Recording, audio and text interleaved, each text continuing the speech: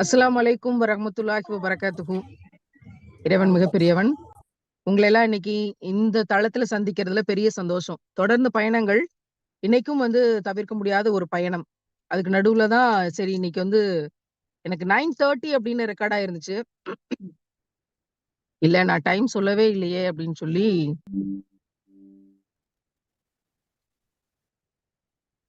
பல்வேறுபட்ட கடினங்களை தாண்டி தான் இந்த பணிகளை நம்ம செஞ்சுட்டு இருக்கோம். எத்தனையோ பயணங்களுக்கு நடுவுல இதை போல நெறைய மீட்டிங்ஸ் அட்டெண்ட் பண்ணியிருக்கிற ஞாபகங்கள் வருது. ஏன்னா அந்த Zoom வழியாக, ஆன்லைன் வழியாக அப்படின்றது நம்ம ஈஸியா இணைஞ்சிரலாம் அப்படின்னு நம்ம நெனைப்போம். ஆனா நெறைய ஸ்ட்ரகிள்ஸ் இருக்கும். இறைவன் எல்லாத்தையும் லேசாக்கி தந்து கொண்டிருக்கிறான். இருளில் இருந்து வெளிச்சத்தை நோக்கி அப்படிங்கிற ஒரு தலைப்பு. குர்ஆனுடைய குர்ஆனுடைய நோக்கமும் அதுதான். குர்ஆனுடைய வேலையும் அதுதான். அதை நோக்கி தான் பயணித்துக் கொண்டிருக்கிறோம். ஒரு 3 வருஷத்துக்கு முன்னாடி என்னுடைய வாழ்க்கை எப்படி இருந்துச்சு அப்படின்னு நான் பல்வேறுபட்ட மேடைகள்ல, பல்வேறு இடங்கள்ல நான் சொல்லியிருக்கிறேன், பேசியிருக்கிறேன். எப்படி இருந்துச்சு? எப்படி இந்த வாழ்க்கையை நோக்கி நாங்க நகர்ந்து போனோம்? எதனால அப்படி? எப்படி இருந்துச்சு? எப்படி இந்த வாழ்க்கையில நம்ம நகர்ந்து வந்தோம்? சமூக அக்கறையை நோக்கி அப்படின்னு பார்க்கும்போது,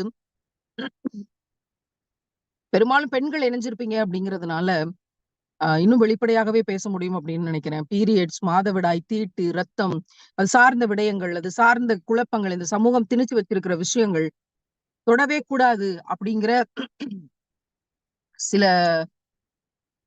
உங்களுக்கெல்லாம் அந்த சூழல்கள் முஸ்லிம்ஸ்க்கு தெரிஞ்சிருக்கிற வாய்ப்பில்ல. அவ்வளவு மோசமாக ஒதுக்கி வைக்கக்கூடிய அப்படிங்கிற தளம் இந்த தளம். அப்ப என்ன செய்யறது அப்படின்னு பார்க்கும் பொழுது, நான் 9த் ஸ்டாண்டர்ட், 10த் ஸ்டாண்டர்ட் படிக்கும்போதே பல்வேறுபட்ட போராட்டங்களை என்னோட வீட்டிலேயே நான் பண்ணியிருக்கிறேன். எக்க பெக்கேன்னு என்ன பொம்பள பிள்ளைக்கு சிரிப்பு வேண்டி இருக்கு அப்படின்னு கேட்கக்கூடிய சமூகத்தை நான் என்னோட ஸ்கூல் டேஸ்லயே எதிர்த்து நின்றுக்கிறேன். அது என்ன ஆம்பள பிள்ளை சிரிச்சா ஒத்துக்குவீங்க, பொம்பள பிள்ளை சிரிச்சா ஒத்துக்க மாட்டீங்களா? அப்படிங்கிற மாதிரியான பலவேறு விஷயங்களை நம்ம கேட்டிருக்கிறோம். ஆனாலும் தொடர்ந்து கேள்விகளுக்கு எந்த பதிலுமே இல்லாம இந்த சமூகம் கொடுத்த பலவேறு துயரங்களை கடந்து தான் என்னுடைய பெண் விடுதலை போராட்டம், பெண் விடுதலை களம், அது சார்ந்த செய்திகள் அப்படின்னு நம்ம ஓடிக்கிட்டே இருந்தோம். எல்லாத்துலயுமே த ஆன்சர் இஸ் ஃபெயிலியர் அப்படிங்கிற மாதிரி தான் இருந்துச்சு. ஏன் அப்படின்னா, நம்ம போராடிக்கிட்டே இருந்தோம் ஒரு பக்கம். ஆனா, அதுக்கான தீர்வு என்ன அப்படின்னு யாருமே சொல்லல. பெண்கள் போராடணும். ஆமா போராடணும். பெண்கள் பொருளாதார சுதந்திரம் அடையணும். ஆமா பெண்கள் பொருளாதார சுதந்திரம் அடையணும். ஆனா அதற்கான தீர்வு என்ன? என்ன செஞ்சா இந்த பிரச்சனை வராம இருக்க முடியும்? அப்படிங்கிறதுக்கான விஷயத்த யாருமே நமக்கு சொல்லி தரல. அப்படி ஓடிக்கொண்டிருக்கும்போது தான் இறைவன் கருணை கொண்டு நமக்கு இஸ்லாம் என்கிற பாக்கியத்தை தந்தான். என்னுடைய பள்ளிகள்ல நாங்கள் சந்தித்த பாலியல் வன்கொடுமைகள், அது சார்ந்த விஷயங்கள், ஏழைகள் சந்திச்ச வழக்குகள், அது பிறகு நான் ஆசிரியரா வேலை செய்து கொண்டிருக்கும்போது பெண் பிள்ளைகள் சந்தித்த பாலியல் சம்பந்தப்பட்ட பலவேறு சிக்கல்கள், பலவேறு நெருடல்கள், பலவேறு குழப்பங்கள். அப்ப இவ்வளவு விஷயங்கள் இருக்கும்போது, என்ன செய்யறது அப்படின்னு ஓடியிருக்கோம். நமக்கு எதிராக எல்லா காலகட்டங்கள்லயுமே எல்லா நபர்களுமே வேலை செய்தார்கள். பாத்திமா சபரிமாலாவாக இன்னைக்கு இருந்து இந்த பணிகளை செய்றோம். இன்ட்ரோடக்ஷன் குடுக்கும்போது எனக்கு ரொம்ப ஆச்சரியமாவும் இருந்தது, சிரிப்பாவும் வந்துச்சு. அல்லாஹ் இவங்க செஞ்ச பணிகளுக்கான கண்ணியமாக இத குடுத்தானான்னு தெரியல. அ தெரியல அப்படிங்கிற ஒரு வார்த்தை எனக்கு ரெக்கார்ட் ஆச்சு. தெரியல அப்படிங்கிற டவுட் எல்லாம் தேவையே இல்ல. இறைவன் ஒருத்தவங்களுடைய உள்ளத்தை பார்க்கிறான். இறைவனால் மட்டும் தான் உள்ளத்தை பார்க்க முடியும். அவன் எண்ணங்களை அறிந்தவனாக இருக்கிறான் அப்படின்னு திருக்குரான் மிக தெளிவாக அதனால தான் சொல்லுது. அவன் எண்ணங்களை அறிந்தவன். நான் வெறும் சபரிமாலாவாக இருக்கும்போது, வீட்டுல மாதவிடாய்க்கு எதிராக போராடி கொண்டிருக்கும்போது, தீட்டுங்கிறதுக்கு எதிராக நான் ஊர் ஊரா போய் ரெக்கார்ட் பண்ணியிருக்கேன். அந்த ஊர்ல கொலை மிரட்டல்கள். போலீஸ கூட்டிட்டு வந்தாங்க. நீங்க எப்படி இத ரெக்கார்ட் பண்றீங்க? நீங்க எப்படி இத பேட்டி எடுக்குறீங்க? என்ன காரணம் அப்டின்னா, அந்த ஊர்ல பெண்களுக்கு பீரியட்ஸ் வந்துருச்சு அப்டின்னா, வெளியில திண்ணைக்கு அனுப்பிருவாங்க. 5 நாள் வீட்டுக்குள்ள விடமாட்டாங்க. அங்க ஒரு தட்டு இருக்கும். ஒரு சொம்புல தண்ணி ஊத்துவாங்க. அத அவங்க தொடக்கூடாது. அந்த மாதிரியான விஷயங்கள்லாம் நான் போய் டாக்குமெண்ட் பண்ணபோது, இறைவன் பார்த்துக்கிட்டே இருந்தான். இந்த புள்ளி ஒரு கொலை மிரட்டலையெல்லாம் தாண்டி பல்வேறு ஊர்களுக்கு போயி, இந்த சடங்கு சம்பிரதாயம்ங்கிற பெரிய விஷயங்கள், அச்சுறுத்தல்களுக்கு எதிரா வேலை செய்றாளே! அப்ப நான் வெறும் சபரிமாலா தான். அவன் உள்ளங்களை அறிந்தவன். அதுக்கு பிறகு பாலியல் வன்கொடுமைக்கு எதிரான வழக்குகள்ல தொடர்ந்து நம்ம தலையிட்டோம். அது சார்ந்த போராட்டங்களை தொடர்ந்து ஓடிக்கொண்டிருந்தோம். அப்ப இறைவன் பார்த்துக்கிட்டு இருந்தான். அப்ப நான் வெறும் சபரிமாலா தான். இறைவன் உள்ளங்களை அறிந்தவன். நான் ஸ்கூல்ல டீச்சரா வேலை செய்யும் போது பெண் பிள்ளைகளுக்கு பாலியல் வன்கொடுமை சீண்டல்கள் சம்பந்தப்பட்ட ஸ்கூல்ல அங்க இருந்த வாத்தியார்களே அதற்கான வேலைகளை செய்தார்கள். நான் பெரிய ஸ்டாண்ட முன்னெடுத்தேன். அவர்களா வட்டிக்கு விடக்கூடிய ஆசிரியர்களாக இருந்தார்கள். ஸ்கூலுக்கு ஒழுங்கா வரமாட்டாங்க. பெரிய அளவுல காசு பணம் வச்சுக்கிட்டு சம்பந்தப்பட்ட கேஸ்ல இருந்த பேரண்ட்ஸுக்கே காசு பணத்தை கொடுத்து ஆசிரியர்களுக்கு திசை திருப்பி சாராயம் வாங்கி கொடுத்து பிரியாணி வாங்கி கொடுத்துன்னு பெரிய அளவிலான அரசியல்வாதியை போல செயல்பட்டார்கள். அப்படிதான் சொல்லணும் இன்னைக்கு இருக்க நிலைமையில. அப்போ நான் டவுன் பஸ்ல வானத்தை பார்த்து அழுது கொண்டு, யாராவது சத்திய தேவதை என்று யாராவது ஒருத்தவங்க இருந்தா என்னுடைய கண்ணீருக்கு பதில் சொல்லக்கூடாதா? இந்த பிள்ளைகளை பாதுகாக்கணுங்கிற என்னுடைய குரலுக்கு என்னுடைய குரல் இந்த சமூகத்துக்கு போய் கேட்கறதுக்கு வழி செய்யக்கூடாதா? யாருமே கேட்கலையே. எல்லா ஆசிரியர்களும் ஒன்று சேர்ந்து என்னை வேலை விட்டு தூக்குறதுக்கு முயற்சி பண்றாங்க. ஆனால் நான் அழக்கூடிய இந்த கண்ணீர் என் பிள்ளைகளை பாதுகாக்கணுங்கிறதுக்கா அது வெளியவே வந்து வரலையே. அதனுடைய விஷயம் உங்களுக்குரிய தண்டனை அப்படின்னு நான் கண்ணீர் விட்டு அழுகிறேன். அப்போ நான் வெறும் சபரிமாலா தான். இறைவன் என்னுடைய எண்ணங்களை உள்ளங்களை அறிந்தவனாக இருக்கிறான். அதை தாண்டி சமூகத்துக்குள்ள வரும்போது தமிழ் மேடைகள்ல புரட்சியை விதைத்து வெறும் மன்றங்களை பேச்சு மன்றங்களை புரட்சி மன்றங்களாக ஆக்கி பேச்சு என்பது காசுக்கானது அல்ல, அது சமூக மாற்றத்துக்கானது அப்படிங்கிறத விதைச்சு அது சார்ந்து ஓடும்போது பெரிய புறக்கணிப்பு. இவள் இன்ன சாதி, தாழ்த்தப்பட்ட சாதின்னு ஒரு பக்கம். அப்ப சாதி மறுப்பு திருமணம் செய்து கொண்ட பெற்றோர்களுக்கு பிறந்த மகள் எனக்கு ஒரு சாதி அடையாளம்.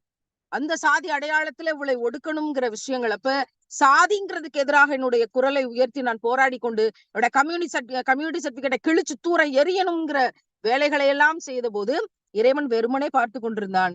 நான் அப்ப வெறுமனே சபரிமாலா தான். இறைவன் என்னுடைய உள்ளங்களை என்னுடைய எண்ணங்களை அறிந்தவனாக இருந்தான். ஒவ்வொரு வேலையும் செஞ்சப்போ நீட்டுக்காக எதிர்த்து நான் என்னுடைய வேலையை எதிர்த்து நான் ரிசைன் பண்ணுவேன்னு நினைக்கவே இல்லை. ஒரு நாள் உண்ணாவிரத போராட்டத்துக்கு அனுமதி கேட்டேன். உண்ணாவிரத போராட்டத்துக்கு அனுமதி கிடையாதுன்னு சொல்லப்பட்டுச்சு.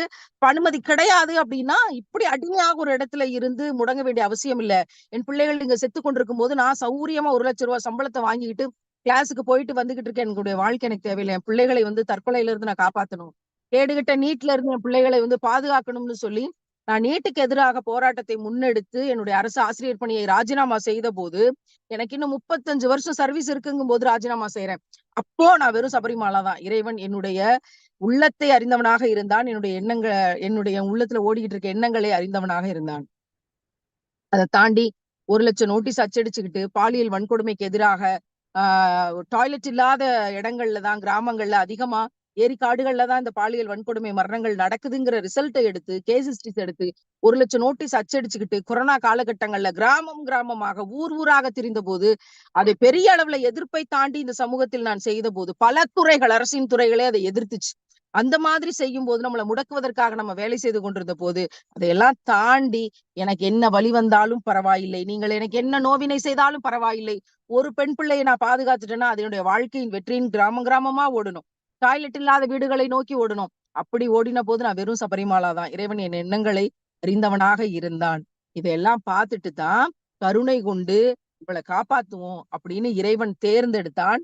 இறைவன் தேர்ந்தெடுத்து இஸ்லாம் என்கிற வரத்தை கையில் கொடுத்து நீ இத்தனை நாட்களாக எந்த பெண் பிள்ளைகளின் பாதுகாப்பை நோக்கி ஓடிக்கொண்டிருக்கிறாயோ அதற்கு சரியான தீர்வு இஸ்லாம் மட்டும்தான். இருட்டுல இருக்கக்கூடிய இந்த பெண் உலகத்திற்கான தீர்வு வெளிச்சம் இஸ்லாம் மட்டும்தான். இருட்டில் இருந்து பாலியல் வன்கொடுமையில் துன்பப்பட்டு கொண்டிருக்கிற இந்த பெண்களுக்கான தீர்வு இஸ்லாம் மட்டும்தான். அடிமைத்தனத்தில் இருக்கக்கூடிய குடும்ப வன்முறையில் இருக்கக்கூடிய பெண்களுக்கான விடுதலைக்கான தீர்வு இஸ்லாம் மட்டும்தான். ஒவ்வொரு விடயத்திலும் பெண்கள் உனக்கு என்னடி தெரியும் நீ வீட்டுக்குள்ள போன்னு சொல்லப்படுகிற கூட்டத்துக்கு எதிரான தீர்வு இஸ்லாம் மட்டும்தான். அது உடை கலாச்சாரமா இருக்கட்டும், உணவு கலாச்சாரமா இருக்கட்டும், அறிவு கலாச்சாரமா இருக்கட்டும், இந்த உலகத்தின் ஆகச்சிறந்த அறிவாற்றல் மேதை, இந்த உலகத்தின் ஆகச்சிறந்த பெண்மணி, இந்த உலகத்தின் ஆகச்சிறந்த பெஸ்ட் டீச்சர், இந்த உலகத்தின் ஆகச்சிறந்த போராளி, இந்த உலகத்தின் ஆகச்சிறந்த நீதிபதி, இந்த உலகத்தின் ஆகச்சிறந்த வழக்கறிஞர், இந்த உலகத்தின் ஆகச்சிறந்த மார்க்க அறிஞர், உலக ஞானங்கள்ல வரலாற்று ஆய்வுகள்ல சிறந்த வரலாற்று ஆய்வறிஞர், இந்த அத்தனையும் தொகுத்தால் ஒரே பேர் தான் இந்த உலகத்துல உண்டு, அன்னை ஆயிஷா என்ற பெயர். அந்த அன்னை ஆயிஷாவினுடைய வாழ்க்கை எப்படி அமைஞ்சிருந்தது, எப்படி இருந்தது, எப்படி கொண்டு போகப்பட்டது, எப்படி அவங்க ஆண்கள் அத்தனை பேருக்கும் பாட சொல்லி கொடுக்கக்கூடிய அவ்வளவு சிறந்த அறிஞராக இருந்தாங்க. அவங்கள்ட்ட படிச்சவங்க எல்லாம் ஆண்கள்லாம் மிகச்சிறந்த மார்க் அறிஞர்களாக அடையாளம் காணப்பட்டார்கள். எப்படி மல்டி டேலண்டட் பர்சனாலிட்டியாக இருந்தாங்க. எப்படி ஒட்டகை போர்ல 35,000 வீரர்களை ஒன்று திரட்டி கொண்டு போருக்கு தலைமையேற்று எப்படி நின்றாங்க. எப்படின்றாங்க, ஒரு சாதாரண வீட்டுக்குள்ள விளையாடி கொண்டிருந்த பெண்மணி எப்படி ஒரு போருக்கு படைக்கு தலைமை தாங்கக்கூடிய ராணுவ படை தளபதியாக எப்படி வந்தார்கள்? அன்னை ஆயிஷா உலகத்திலேயே மிகச்சிறந்த எல்லா விதத்திலும் சிறந்த பெண்மணி அவங்கதான். அவங்க இந்த ஆடை கலாச்சாரத்துக்குள்ள உத்தம நபிகள் நாயகம் ஸல்லல்லாஹு அலைஹி வஸல்லம் அவங்க சொன்ன ஆடை கலாச்சாரத்துக்குள்ள இருந்தாங்க. இந்த ஹலால் பேணுதலுக்குள்ள இருந்தாங்க. அவங்க இந்த முறைகளுக்குள்ள இருந்தாங்க. அவங்க இஸ்லாம் சொன்ன எல்லா பேணுதலான விஷயங்களுக்குள்ளயும் இருந்துதான் இவ்வளவு பெரிய சாதனையை பெற்றாங்க. இவ்வளவு பெரிய இடத்தை பிடிச்சாங்க அப்படின்னா, அதுதான் தீர்வு. பெண் விடுதலைக்கு அதுதான் தீர்வுன்னு இஸ்லாம் எனக்கு சொல்லிக் கொடுத்தது. அதற்கு பிறகு இந்த விஷயத்த கையில எடுத்துக்கொண்டு நான் ஊர் ஊராக பயணப்படுவதுன்னு ஏத்து வச்சேன். கிராமம் கிராமமா போகணும். சிறுநகரங்களுக்கு போகணும். பெருநகரங்களுக்கு போகணும். என்னுடைய சோசியல் மீடியாவோட எல்லா விஷயங்களையும் இதற்கானதாக மாத்தணும், பயன்படுத்தணும். அதுக்கு பிறகு பல நாடுகளுக்கு பயணப்படணும். எல்லா இடங்களிலும் இந்த செய்திகளை ஏத்தி வைக்கணும். யா அல்லாஹ் அதற்கான பாக்கியத்தை கொடு அப்படின்னு கேட்டு, அந்த வேலைகளை செய்வதற்காக நாம் ஓடிக்கொண்டிருக்கிறோம். இஸ்லாத்தை ஏற்றுக்கொள்ளும் போதே, அந்த ஆராய்ச்சியில் இருக்கும்போது, ஷஹாதா சொல்லுவதற்கு முன்பாகவே, எனக்கென்று இருந்த கடைசி 8 பவுன் நகைகளை ஏழை பிள்ளைகளின் படிப்புக்குன்னு கழட்டி குடுத்துட்டு, இன்னைக்கு வரைக்கும் எனக்கு எந்த தங்க நகைகளும் தேவைப்படல. தங்கம் அப்படிங்கிறது மீதான ஆசையோ, அலங்காரம் அப்படிங்கிறது மீதான ஆசையோ எனக்கு அது பிறகு வரவே இல்ல. ஏன்னா, நான் அதுக்கு முன்னாடி சேனல்ல பட்டிமன்ற நடுவராக இருக்கும்போது, கம்ப்ளீட் மேக்கப்போட தான் நான் போவேன். என்னுடைய பழைய படங்கள் பார்த்தவங்க, என்னுடைய பழைய பட்டிமன்றங்கள்ல என்ன பார்த்தவங்களுக்குலாம் எனக்கு தெரியும். அப்ப கம்ப்ளீட் மேக்கப்போட ஒரு நீட்டான ஒரு டச்சப்போட தான் நான் போவேன். லிப்ஸ்டிக் இருக்கும். ஆ சின்ன ஒரு காப்பு போட்டிருப்பேன், நெக்லஸ் போட்டிருப்பேன், நல்ல ஜிமிக்கி போட்டிருப்பேன். அந்த மாரியான ஒரு லைட் மேக்கப்போட தான் நான் வந்து மேடைகளை அணுகியிருப்பேன். மேக்கப் உமன் சில சமயம் நம்ம கூட இருப்பாங்க. சேனல்ஸ்ல இருந்தே ஆர்கனைஸ் பண்ணி குடுத்திருப்பாங்க. ஆனால், இஸ்லாத்தை ஏற்றுக்கொண்ட பிறகு இருட்டுல இருந்து வெளிச்சத்தை நோக்கி வந்ததைப் போல, ஆடையிலயோ, அலங்காரத்திலயோ, மேக்கப்லயோ, ஆபரணங்கள்லயோ, மனம் துளி கூட போகாமல் அவற்றை 100% தடுத்து நிறுத்தி, ஹலால் அப்படிங்கிற ஒரு விஷயத்த நோக்கி இறைவன் அனுப்புனானே, இதுக்கு பேரு தான் பெண் விடுதலை. இதுக்கு பேரு தான் இருட்டுல இருந்து வெளிச்சத்த நோக்கி வர்றது. நான் எல்லா கிளாஸும் அட்டெண்ட் பண்றேன். எல்லா குரூப்லயும் இருக்கிறேன். எல்லா இயக்க வேலையும் செய்றேன். நான் ஒரு முஸ்லீம் பெண்மணியா இருக்கிறேன். எல்லா சதக்காவும் பண்றேன். மேக்கப் கிட்டையும் கையில வச்சுக்கிட்டு வெளியில போம்போது நான் மேக்கப்போட போவேன் அப்டின்னா, பெண் பிள்ளைக்கு லிப்ஸ்டிக்கோட தான் போக முடியும் அப்டின்னா 100% ஹராம். மார்க்கம் அனுமதிக்கல. நான் வந்து டிசைனர் ஃபர்தா தான் போட்டு போறேன் வெளிய. என்னோட ஃபர்தால பூரா கல்லு வச்சிருக்கு. கல்லு வைக்காத ஃபர்தா என்கிட்ட கிடையாது அப்டின்னா 100% ஹராம். உங்களோட ஆடைகள்ல என்ன அலங்காரம் வேண்டி கிடக்கு? நீங்க அழகா இருக்கக்கூடாது. வெளியில போம்போது அலங்காரமா தெரியக்கூடாதுங்கிறதுக்காக தான் ஃபர்தா. நீங்க போடுற ட்ரெஸ் லூஸா இருக்கணும். நீங்க போடுற ஃபர்தா லூஸா இருக்கணும். நீங்க போடுற மக்னா, ஹிஜாப்ன்னு சொல்லக்கூடியது உங்க வயிற்று பகுதிக்கு முன் வரைக்கும் இருக்கணும். பின்னாடி உங்களுடைய இடுப்புக்கு கீழ வரைக்கும் வரணும். ஆனா, இன்னைக்கு பல இடங்கள்ல நான் பார்க்கிறேன். இந்த ஃபர்தாவை குறிப்பாக வெளிநாடுகள்ல, இந்த கலாச்சாரம் இன்னைக்கு இந்தியாவுக்குள்ளேயும் முழுசா வர ஆரம்பிச்சிருச்சு. கழுத்த மட்டும் சுத்திக் கொண்டு, சும்மா கழுத்த மட்டும் சுத்திக் கொண்டு வர்றது அவ்வளவுதான். அதனுடைய நோக்கம் என்ன? இதுக்கு தமிழ்ல மாறாப்பு சீலைன்னு பேரு. முன்னாடி வயிற்றுக்கு கீழ வரைக்கும் இது வரணும். பின்னாடி இடுப்புக்கு கீழ வரைக்கும் இது வரணும். அதனுடைய நோக்கம் அதுதான். ஆனா அப்படியான ஒரு ஹிஜாப நம்ம பேணுதலாக பயன்படுத்தாம, அதுல அலங்காரங்கள், அதுல டிசைன்ஸ், ஃபர்தால அலங்காரங்கள். நீங்க சாதாரணமா போடக்கூடிய சேலைய விட, சுடிதார விட, டாப், பாட்டம விட எல்லாமே இந்த ஃபர்தாக்கள் வந்து அவ்வளவு மோசமான டிசைனரீஸ். அவ்ளோ வந்து மோசமான அலங்காரங்கள், கல்லு வச்சு, அத வச்சு, இத வச்சு. இறைவன் என்னை பாதுகாத்தான். இருட்டுல இருந்து அந்த கலாச்சாரத்துல தான் நான் இருந்தேன். ஆனா, இருட்டுல இருந்து வெளிச்சத்த நோக்கி என்ன கொண்டு வந்து இந்த ஃபர்தாங்கிற ஒரு லூசான ட்ரெஸ்ஸ குடுத்து, இந்த ஹிஜாப் அப்படிங்கிற அருமையான பேணுதலான உடைய குடுத்து, இறைவன் என்னை இருளிலிருந்து மீட்டெடுத்தான். சுப்ஹானல்லாஹ். குரான படிக்க ஆரம்பிக்கிறோம். குரான நான் படிக்கும்போதே தமிழ்ல தான் படிச்சேன். அப்பதான் நம்ம குரானை வந்து அரபியில விளங்கி, அத வந்து ஒரு தடவ ஓதி முடிச்சிருக்கோம். சுப்ஹானல்லாஹ். 90 நாட்களில் அந்த பாக்கியத்த இறைவன் நமக்கு தந்தான். அது முடியுமா இந்த வயசுல அப்படின்னு நெனச்சேன். ஆனா வந்து இறைவன் அந்த அந்த பாக்கியத்தையும் நீ நீ குரான படிக்கணும்னு மட்டும் நியத்து வச்சா போதும். மற்ற அறிவெல்லாம் நான் உனக்கு தருவேன்னு அது அவ்வளோ ஈஸியாக்கி குடுத்தான். அதுதான் நியத்து வைக்கிறது. அதான் நியத்து வைக்கிறது. அதுல தான் நம்ம உறுதியா இருக்கிறது. அதுலயும் அல்லாஹ் ஈஸியாக்கி குடுத்தான். அப்படி இருக்கும்போது, குரான நான் படிக்கும்போது தமிழ்ல தான் படிக்கிறேன். அப்ப நரகத்துல போடப்படக்கூடிய ஒரு மனிதன். இப்ப நீ நரகத்துல போட போறோம். நீ பூமியில என்ன கொடுமை பண்ண? அவன் சொல்றான், ஏழைக்கு உணவு குடுக்கல. உணவு குடுக்க சொல்லி தூண்டல அப்படின்னு சொல்றான். அப்ப இத படிச்ச பிறகு நான் அதை வந்து செய்ய ஆரம்பிச்சு, அதை திட்டமாக்கி இன்னைக்கு 100 இடங்கள்ல பல்வேறு இடங்கள்ல மதீனால குறிப்பாக பசியாற்றும் திட்டம் செயல்படுகிறதுங்கிறது எனக்கு ஆகப்பெரிய சந்தோஷம். மதீனால வார வாரம் ஏழைகளுக்கு உணவு கொடுக்கக்கூடிய அந்த பணிகளை நம்முடைய டீமை சேர்ந்தவங்க, அந்த சகோதரிகள் அத எடுத்து செய்றாங்க. நீங்கலாம் கூட இருந்து அதுக்கு சப்போர்ட் பண்ணுங்க. மதீனால இருக்கக்கூடிய சகோதரிகள் இந்த பசியாற்றும் திட்டத்துக்கு சப்போர்ட் பண்ணணும் அப்படிங்கிறத இந்த நேரத்துல நான் கேட்டுக்கொண்டேன். பல்வேறு பணிகளை நீங்க தொடர்ந்து செய்து கொண்டிருப்பதாகவும், சதகாக்கள் உள்ளிட்ட பல்வேறு ப்ராஜெக்ட்ஸ் நீங்க வந்து இன்ட்ரோடக்ஷன்ல சொன்னீங்க. எனக்கு ஏற்கனவே என்னுடைய உதவியாளர் மூலமாக செய்தியும் வந்து சேர்ந்தது. சுப்ஹானல்லாஹ். பெண்கள் எல்லோரும் சேர்ந்து இந்த பணியை செய்யறதுல பெரிய பாக்கியம் இருக்கு. குர்ஆனை நான் தமிழில் விளங்கிய போது, அதனுடைய தாக்கம் என்ன? என்ன செய்தி? எனக்கு என்ன சொல்ல வருதுன்னு தான் நான் ஃபர்ஸ்ட் பார்த்தேன். என்னை தூய்மைப்படுத்துறதுக்கு எனக்கு என்ன குர்ஆன் சொல்ல வருது அப்படின்னு பார்க்கும்போது, இருளிலிருந்து வெளிச்சத்தை நோக்கி வருவதற்கான எல்லா தகவல்களையும் இறைவன் எனக்கு தந்தான். அதே மதீனால மஸ்ஜிதுல் நபவில வந்து நிக்கிறேன். ஒரு மிகப்பெரிய சோதனை. நான் வந்து இஸ்லாத்தை நோக்கி வரும்போதே என்னுடைய குடும்பம் எல்லாத்தையும் விட்டுட்டு தான் வர வேண்டிய சூழல். தனியாக அனாதையாக்கப்படுறேன். அதன் பிறகும் பல்வேறு கடினங்கள். இன்றைக்கு வரைக்கும் பல்வேறு கடினங்கள். இன்றைக்கு வரைக்கும் பல்வேறு சூழ்ச்சிகள். இன்றைக்கு வரைக்கும் பல்வேறு நம்பிக்கை துரோகங்கள். இன்றைக்கு வரைக்கும் பல்வேறு ஏமாற்றங்கள். இன்றைக்கு வரைக்கும் நெருப்பு குண்டத்துல தான் போடப்பட்டு இறைவன் வந்து சுழல விடுறான். ஆனா எனக்கு குளிர்ச்சியாகத்தான் நான் உணர்றேன். சோதனைகள் இருக்கு. பலவேறு வேதனைகளை தாண்டி ஓடிக்கொண்டிருக்கிறோம். ஆனால் இறைவன் அதை ஈஸியாக்கி தர்றான். ஏன் வச்ச நியத் அப்படி.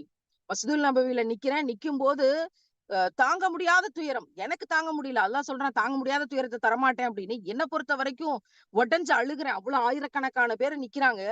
அடுத்து அது ஒரு ரமலான் நேரம். 2ஆம் பத்தினுடைய காலகட்டங்கள். அப்ப 2ஆம் பத்துல அந்த ரமலான்ல நிக்கிறேன். தராவியும், இஷாவும் சேர்ந்து நடக்க போகுதுங்கிற சிச்சுவேஷன். இடையில ஒரு பிரேக். இந்த பிரேக்ல நான் நிக்கிறேன், அழுகுறேன். உடைஞ்சு அழுகுறேன். அல்லாஹ் என்னால முடியல.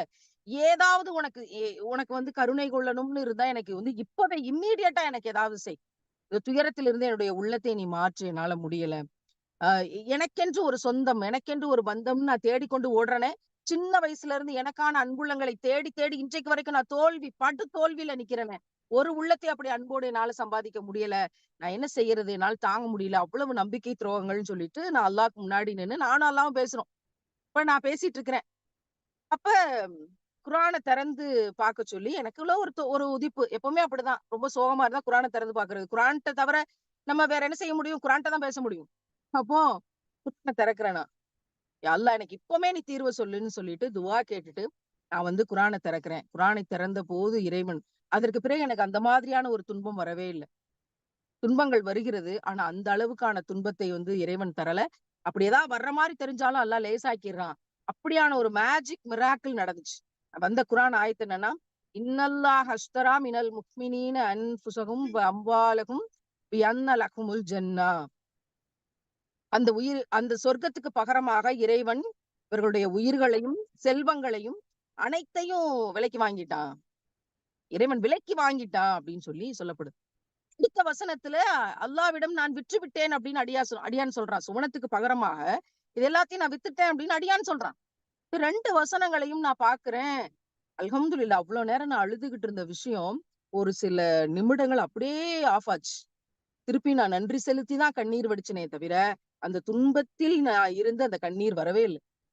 அவ்ளோ பெரிய தெளிவு, அவ்ளோ பெரிய தெளிவு. கிட்டத்தட்ட 1 1/2 வருஷம், 1 வருஷம் ஆயிருச்சுன்னு நான் நெனைக்கிறேன். அந்த மாதிரியான ஒரு சோதனைய வந்து இறைவன் தரவே இல்ல.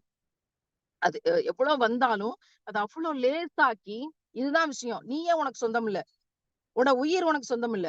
உன்னுடைய செல்வங்கள் உனக்கு சொந்தமா? நீயே உனக்கு சொந்தம் இல்ல. இன்னும் எத்தன சொந்தங்களை தேடிக்கொண்டு நீ அழுதுகிட்டு இருக்கிற? நீயே உனக்கு சொந்தம் இல்ல. உன்ன அல்லாஹ் விலைக்கு வாங்கிட்டான். உனக்கு என்ன சொந்தம்? இந்த சொந்தம், அந்த சொந்தம், அந்த பந்தம், இந்த பந்தம், இந்த பாசம், அந்த பாசம், அந்த நேசம், இந்த நேசம், இந்த அன்பு, அந்த அன்பு எக்ஸெட்ரா, எக்ஸெட்ரான்னு என்ன தேடிட்டு இருக்கிற? நீயே உனக்கு சொந்தம் இல்ல. அந்த சொர்க்கம் வேணுமா? ஆமா வேணும். உயர்ந்த சொர்க்கம் வேணுமா? ஆமா வேணும். அல்லாஹ் விலைக்கு வாங்கிட்டேன்னு சொல்றான். விலைக்கு வாங்குன பிறகு நீ என்ன செய்வ போயிட்டு? நீயே உனக்கு சொந்தம் இல்லையே! அப்படின்னு சொன்னபோது, அந்த குர்ஆனுடைய வெளிச்சம் வந்து நமக்கு இதயத்த தூய்மைப்படுத்துறதையும், அந்த குர்ஆனுடைய வெளிச்சம் உள்ளத்துல இருக்க இருள அகற்றுறதையும் நம்மளால உணர முடிஞ்சிருச்சுன்னா, சுப்ஹானல்லாஹ் வெற்றியாளர் நம்ம தான். இறைவன் அன்றைக்கு உணர்த்தினான். அதுக்கு பிறகு எது வந்தாலும், எந்த சோதனை வந்தாலும், எந்த கடினங்கள் வந்தாலும் இன்னல்லாஹ் அஷ்தரான்னு சொல்லிட்டு ஓடிக்கிட்டே இருக்கிறது. என்னுடைய வாழ்க்கையில் நான் மரணிக்கும் வரைக்கும் என்னிலிருந்து பிரிக்க முடியாத குர்ஆன் ஆயத்து இன்னல்லாஹ் அஷ்தரா. அதுல வந்து எந்த விதமான மாற்று கருத்தும் கிடையாது. அதே போல ஏழைகளுக்கு உணவு கொடுத்தாயா, உணவு கொடுக்க சொல்லி தூண்டினாயாங்கிற இந்த விஷயத்துல, நான் ஏழைக்கு உணவு கொடுக்கல, உணவு கொடுக்க சொல்லி தூண்டலன்னு அந்த நரகத்துல இருக்க மனிதன் சொன்னானே, யா அல்லாஹ் நீ பாதுகாப்பவன். அந்த விஷயமும் என்னிடமிருந்து பிரிக்கவே முடியாது. நான் நெனச்சு பார்க்கல. நான் ஒரு வெங்காயத்த எடுத்து நறுக்கும்போது 100 ஊர்கள்ல 100 பேரு சேர்ந்து 100 பெண்கள், இஸ்லாமிய பெண்கள் தலைமையேற்று அவங்க கோஆர்டினேட்டர்ஸ் ஆகி ஒவ்வொரு இடத்துலயும் ஒரு டீமை கட்டமைச்சு பசியாற்றும் திட்டத்தை செயல்படுத்துவார்கள். 1,00,000 பேருக்கு உணவு கொடுப்பார்கள். நான் நினைச்சு கூட பார்க்கல. நான் எடுத்தது ஒரு வெங்காயம், ஒரு கத்தி தான்.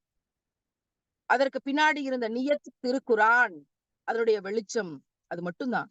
ஆனா இறைவன் அப்படி நகர்த்தினான். அதுக்கு காரணமாக இருந்த விஷயங்கள் எல்லாத்தையும் அவனே திட்டமிட்டான், அவனே வழிவகுத்தான், அவனே வழிகாட்டினான், அவனே எல்லாத்தையும் வேலை செஞ்சுக்கிட்டான். நம்ம சும்மா just we are all small instruments, அவ்வளவுதான்.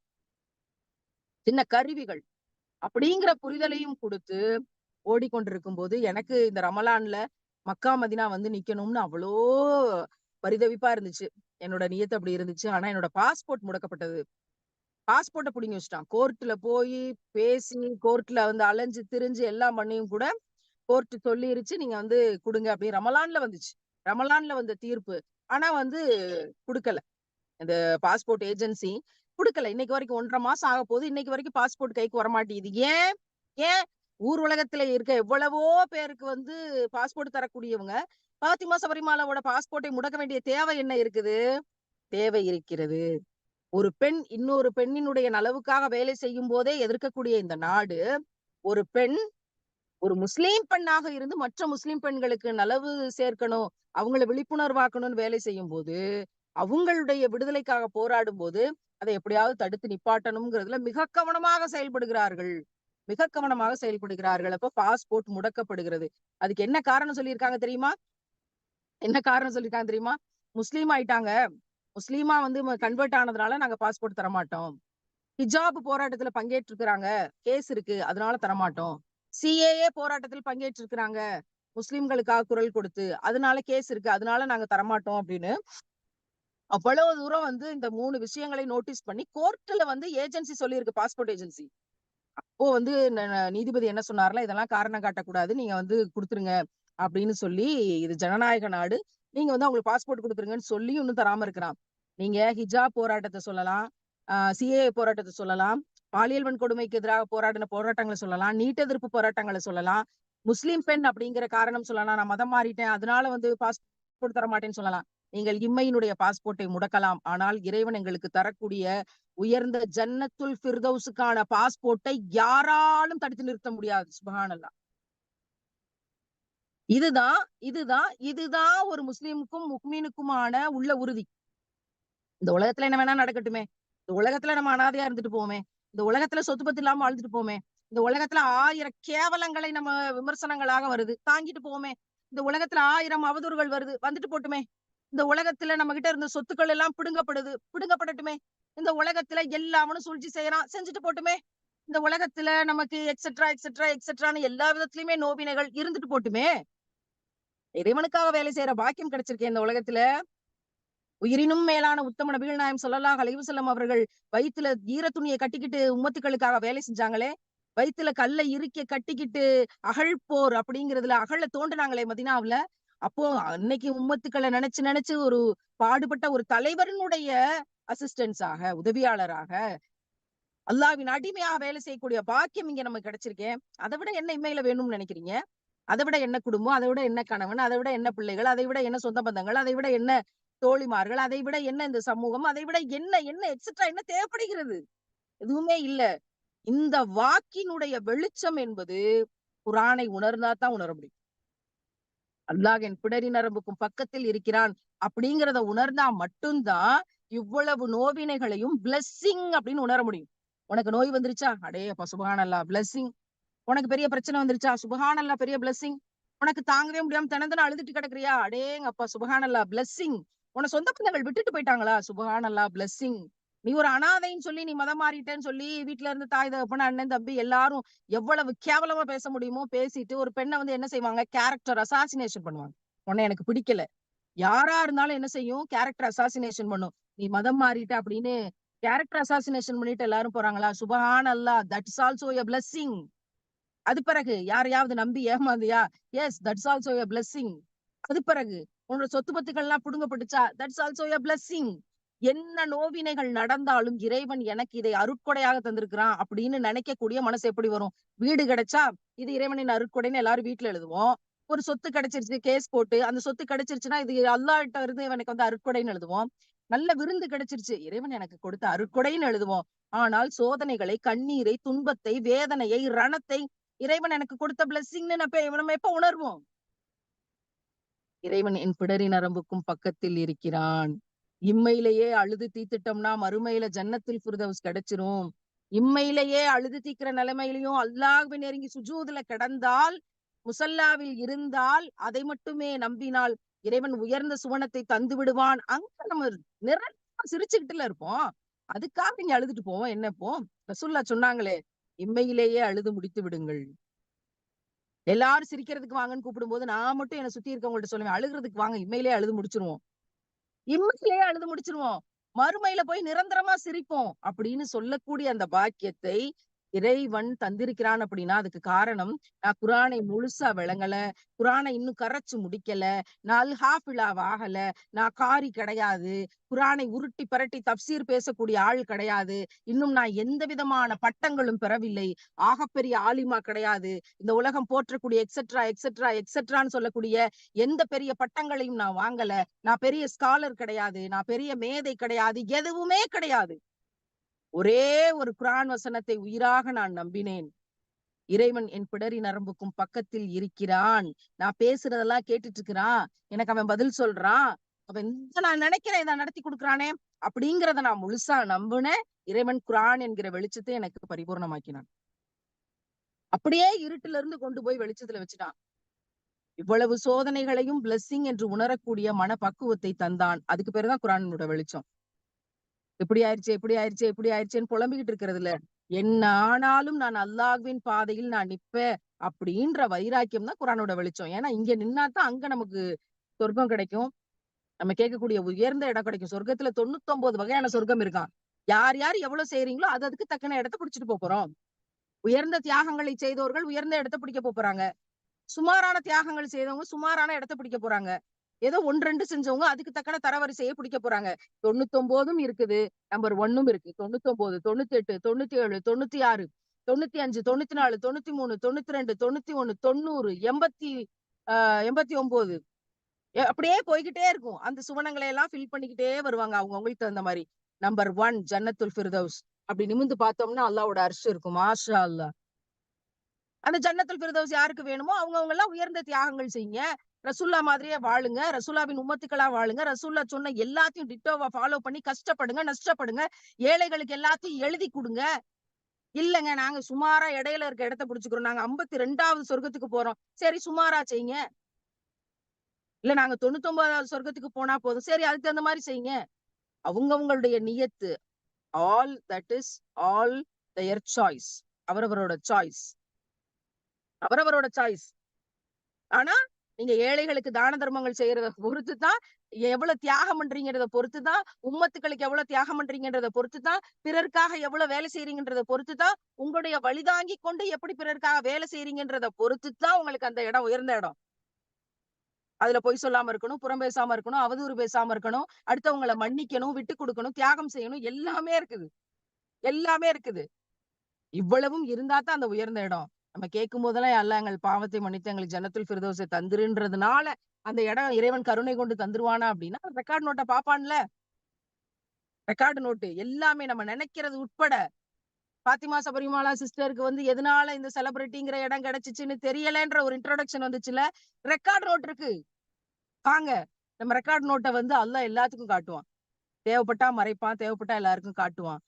குர்ஆன் எனக்கு தந்த மிகப்பெரிய பொக்கிஷம் என்ன தெரியுமா? நீங்க எல்லாம் இன்னைக்கு வந்து இத கேட்டுக்கொண்டிருக்கீங்களே, ஒரு லிங்க் அனுப்புனா உலகமெல்லாம் இருந்து இணைகிறார்கள். ஒரு கூட்டத்துக்கு போனா ஆயிரக்கணக்கான சகோதரிகள் வருகிறார்கள். என்ன காரணம்? என்ன காரணம்? யாரு திருக்குர்ஆனுக்காக தங்கள் வாழ்க்கையை தியாகத்தோடு, கண்ணீரோடு, வேதனையோடு, நோவினையோடு அல்லாஹ்வுக்காக நான் ஓடுறேன்.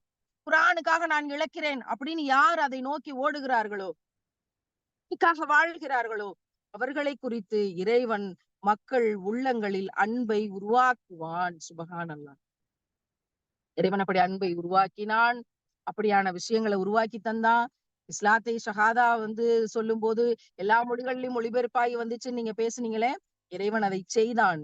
ஒரு வாழும் அத்தாட்சியாக என்னுடைய இந்த 3 ஆண்டுகள இறைவன் உருவாக்கி தந்தான். சுபஹானல்லாஹ். நான் இதை பதிஞ்சு வைக்கணும், இதை எழுதி வைக்கணும். எதுவுமே இல்லாம 0ல இருக்கக்கூடிய ஒரு பெண்மணி எப்படி இறைவனுடைய தேர்ந்தெடுப்புக்கு உள்ளானா? எப்படி ஒரு எதுவுமே படிக்காம கொள்ளாம உம்மி நபியின் உம்மத்து தான் ஓதுவீராக அப்படிங்கிறது வரைக்கும் தான் தெரியும். அது பிறகு அல்லாஹ் எப்படி இந்த ஞானத்தை தர்றான்? அல்லாஹ்வே ஆசிரியனாக இருந்து எப்படி கற்பிக்கிறான் அப்படிங்கிற விஷயத்த இத நோக்கி இந்த 3 ஆண்டு பயணத்த ஒரு புத்தகமாக வடிவமைச்சு வைக்கணும்னு என்னுடைய நியத்து இருக்குது. நாளைக்கு என்னனாலும் நடக்கலாம். எப்படி வேணாலும் மரணிக்கலாம். எவ்வளவோ ஆக்டிவிஸ்ட்ஸ பார்த்திருக்கோம். என்ன நடந்திருக்குன்னு தெரியும். இறைவன் பாதுகாப்பவன். அவன் கருணையாளன். யா ஷஹீத் ஃபாத்திமா சபரிமாலாங்கிறத நோக்கி நான் ஓடிட்டு இருக்கிறேன். என்னுடைய உயிர் பெண்களுடைய விடுதலைக்காக, ஏழை பிள்ளைகளினுடைய கல்விக்காக, ஆதரவற்ற பெண்களுக்காக, பாலியல் வன்கொடுமையிலிருந்து மீட்டெடுக்கக்கூடிய பயணத்துக்காக என்னுடைய உயிர் போகணும். அப்படி போகும்போது யா ஷஹீத்ங்கிற அந்தஸ்தோட போகணும். உயிரையே துச்சமா அல்லாஹ்வுக்காக குடுத்த பிறகு மத்ததெல்லாம் என்னங்க? என்ன? இந்த இந்த எண்ணத்தை, இந்த உள்ளத்தை, உள்ள இருக்க நோவினையை, இந்த மனச அல்லாஹ்வை தவிர யாரு அறிய முடியும்? நான் சொல்லலாம். நம்புறவங்க நம்பலாம். தெரியாதாக்கும் அப்படின்னு பேசலாம். இருக்கலாம். மேடைக்காக பேசலாம். அப்படி சொல்லலாம். ஏத்தி பேசுறாங்க, கூட குறைச்சு பேசுறாங்க அப்படின்னு வரலாம். சும்மா சொல்றாங்க. இதெல்லாமா கடைபிடிப்பாங்க எல்லாரும். அப்படியும் பேசலாம். ஆனால் உண்மை என்ன? சத்தியம் என்ன? அந்த எண்ணத்தினுடைய தூய்மை எத்தன பெர்சன்டேஜ் இருக்குது அப்படிங்கிறத இறைவன் தான் அறிந்தவனாக இருக்கிறான் அப்படின்னா, இத நான் உங்கள்ட்ட ஷேர் பண்ணிக்கிறதுக்கு காரணம் என்ன தெரியுமா? நான் படுற கஷ்டத்துக்கு முன்னாடி நீங்க படுற கஷ்டம்லாம் ஒண்ணும் இல்லங்க. சந்தோஷமா வேலை செய்யுங்க. அல்லாஹ்வோட பாதையில வேலை செய்யுங்கங்கிற மோட்டிவேஷனுக்காக. ஏன்னா, இருளிலிருந்து வெளிச்சத்தை நோக்கி இறைவன் என்னை உந்தித் தள்ளினான், என்னை தேர்ந்தெடுத்தான், இந்த பணிகளை பணித்தான். அந்த வேலையை சிறப்பா வாங்கி கொண்டிருக்கிறான். அந்த பாதை சாதாரண பாதை கிடையாது. அந்த பாதை மகிழ்ச்சியான பாதை கிடையாது. அந்த பாதை சொகுசான பாதை கிடையாது. அந்த பாதை வசதியான பாதை கிடையாது. அந்த பாதை அவ்வளவு லேசான பாதை கிடையாது. நபிமார்களின் பாதை. சஹாபிய பெண்மணிகளுடைய பாதை. சஹாபாக்களுடைய பாதை. நான் உயிரினும் மேலாக நேசிக்கும் உத்தம நபிகள் நாயகம் ஸல்லல்லாஹு அலைஹி வஸல்லம் அவர்களுடைய பாதை கடினமானது. ஆனா அல்லாஹ் பக்கத்திலே இருப்பான். கடினமானது. ஆனா அல்லாஹ் கூட இருந்தே சொல்லிக் குடுப்பான். கடினமானது. ஆனா அல்லாஹ் விரல் பிடிச்சு கொண்டு போயிருவான். நம்முடைய கபரை வெளிச்சமாக்குவான். நம்மை கேட்ட பாக்கியத்தை மறுமையில் தருவான். அதுதான் இருளிலிருந்து வெளிச்சத்தை நோக்கி வருவது. கபர்ல இருந்து இந்த உலகம் என்ற இருட்டுல இருந்து கபரை வெளிச்சமாக்கி தர்றது. கபருங்கிற வெளிச்சத்துல இருந்து மறுமையில ஒளி நிறைந்த மேடையை தர்றது. அந்த வெளிச்சத்தை தர்றது. அதுதான் இருளிலிருந்து வெளிச்சத்தை அடைவது. இருளிலிருந்து வெளிச்சத்தை அடைவது இம்மையில் என்பது நம்ம நினைச்சோம்னா ஒரு இடத்துல ஏமாந்து போகலாம். இல்லை, உண்மையான வெளிச்சம் கபரில் இருக்கிறது. அதையும் தாண்டிய உண்மையான வெளிச்சம் மறுமையில் ஒளி நிறைந்த மேடையில் இருக்கிறது. வலப்புறத்தார், இடப்புறத்தார் என்பதை தாண்டி நன்மைக்கு முந்திக் கொண்டோர் என்போர் வெளிச்சத்தில் இருப்பார்கள்னு குர்ஆன் சொல்லித் தருதே. அந்த வெளிச்சத்தை அடைவதற்காக முயற்சி செய்வோம். நாங்கள் பல்வேறு பணியை செய்து கொண்டிருக்கிறோம். நீங்கள் பல்வேறு பணியை செய்து கொண்டிருக்கிறீர்கள். எல்லாரும் சேர்ந்து ஒரு இடத்துக்கு தான் போவோம்னு நம்புறோம். இறைவன் அந்த மஹ்ஷர்ல நமக்கெல்லாம் ஒளி நிறைந்த மேடை தருவதற்காக நாம் துஆ செய்கிறோம். நம் கபர்களை இறைவன் வெளிச்சமாக்கி தருவதற்காக நாம் துஆ செய்கிறோம். அந்த உலகத்தின் இருளில் இருந்து மறுமை என்ற வெளிச்சத்தை அடைவதற்காக இந்த உலகத்துல வேலை செய்வதற்கு இறைவன் நம்மை கருவியாக்கட்டும் என்பதற்காக துஆ செய்றோம். எங்களுக்காக நீங்க ஸ்பான்சர் பண்ணணும்னு நினைச்சீங்கன்னா நெறைய ஸ்பான்சர் பண்ணுங்க. ஒரு பெண் பிள்ளைகள் பாதுகாப்பு பயணத்திற்கான ஒரு வாகனம் வாங்கணும். அதற்கான வேலைகளை செய்யணும்னு நாங்க ஃபண்ட் பண்ணி கொண்டு போயிட்டு இருக்கோம். இந்த என்னுடைய இந்த உரையை கேட்டவர்கள் நிச்சயமா ஏதாவது ஒண்ணு நம்மளும் செய்யலாம்னு நினைச்சீங்க அப்படின்னா, நீங்கலாம் சேர்ந்து பேசி அல்லது எங்களுடைய அழகிய முன்மாதிரியில இருக்க கான்டாக்ட் நம்பர்ஸ கான்டாக்ட் பண்ணி, எங்களுடைய பெண் பிள்ளைகள் பாதுகாப்புக்கான பரப்புரை வாகனம் வாங்குவதற்கு உதவி செய்யுங்கள். அல்லாஹ்வினுடைய கஜானா மிகப்பெரியது. இறைவன் நிச்சயம் விசாலப்படுத்தப்பட்ட உள்ளங்களோடு இந்த பணியை இம்மையில் நம்மிடத்தில் வாங்குவான் என்கிற உறுதிப்பாட்டோடு உங்கள் அனைவருக்கும் துஆ செய்தவளாக, அஸ்ஸலாமு அலைக்கும் வரஹ்மத்துல்லாஹி வபரகாத்துஹு.